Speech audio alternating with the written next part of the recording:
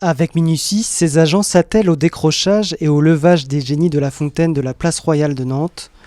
Plus tôt dans la matinée, ce sont les œuvres plus imposantes, l'allégorie de la Loire et ses affluents, qui ont été déposées. Les 14 statues seront restaurées à partir du mois de septembre, un événement plutôt rare. Le dernier chantier du genre sur la fontaine date de 2007. Elles sont soumises à beaucoup plus de contraintes que des œuvres conservées dans des musées. Elles sont soumises aux intempéries, à la pollution. Sur une fontaine, il y a également les eaux de ruissellement qui petit à petit laissent des traces sur les sculptures.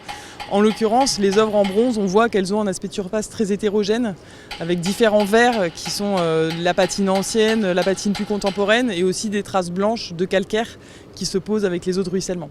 Durant tout l'été, les statues seront réparties sur la place royale où elles seront exposées. Mais sur la fontaine, ce seront ces œuvres en résine conçues par l'artiste Willem de Hane qui les remplaceront durant tout le voyage à Nantes.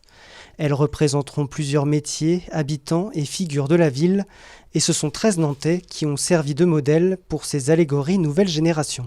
On a l'allégorie, le génie de l'industrie aéronautique, qui est un des génies réinventés par Willem de Hane.